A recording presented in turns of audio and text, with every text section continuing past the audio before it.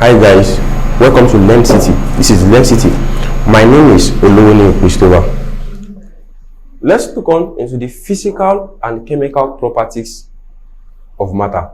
Now, what is the meaning of physical property? Physical property and changes does not produce a new substance.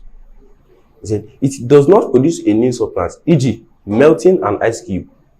If we melt an ice cube, it will be converted to what? To liquid. Because ice cube, it is solid. But immediately it is being melted, it will convert to what? To liquid. And that liquid is what? Water. It doesn't change or produce a new substance because that same water can be converted back to what? To an ice cube. So it is what? It is a physical change because no new substance is being produced. A melting an ice cube will also go back to become an ice cube. It is being freeze. So physical change does not produce a new substance. For example, crushing a can. If we hold a metallic can and we crush it, we are still having back that same can. So it is called a physical change. Now, we also have chemical change. Chemical changes take place at molecular level and it produces a new substance. For example, burning wood. If we burn a wood into ashes, we cannot get back that particular wood again from that ash because a new substance has been produced entirely. So we call them chemical changes. Now, chemical properties change the chemical nature of matter. Now, chemical properties, they change the chemical nature of matter. For example, heat of combustion. If a particular chemical is being combusted, it means if it burns in air, the chemical property will what? Will change. Now, a material will change from one state to another at specific combinations of temperature and surrounding pressure. Yes, a material will change from one state to another.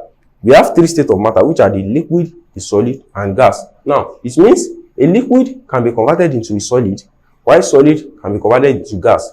Now, the conversion of liquid to gas will take place under certain temperatures and pressures. For example, if we are converting ice to water, ice is solid, while water is liquid. Now, the process of converting solid to liquid is called melting because we have to melt the ice cube to give us water. Now, converting that liquid back to solid state, it means we are converting that water back to ice cube. Now, converting of liquid to solid state, we undergo a process called freezing. Yes, for example, if you want to freeze water back to ice, that is what freezing. We freeze water back to what? Ice. It means we are converting it from the liquid state to the solid state. Yes, we can also convert liquid to gas and gas to liquid.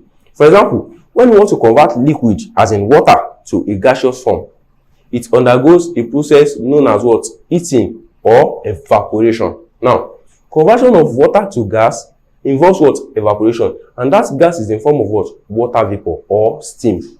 So, steam is the gaseous form of water, while ice cube is the solid form of water. Now, we can also convert gas back to liquid.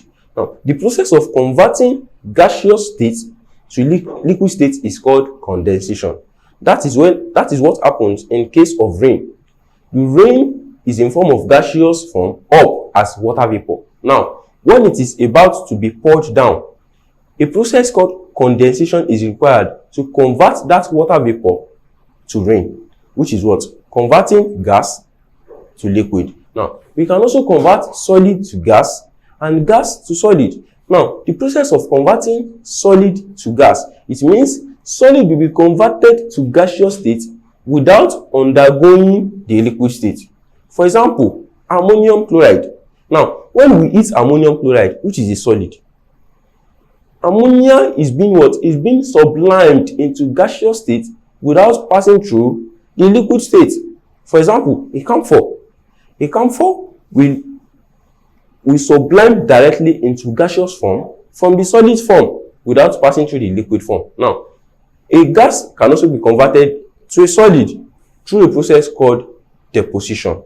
Now, gas can be deposited to form a solid Whereas we can have the dews which are in gaseous form to be deposited to something like ice. So that process is called deposition. He said when material is cooled, gas to liquid to solid. In some exceptions, the material will go directly from gas to solid. Yes, if a material goes from gas to solid, it is called deposition. Thank you.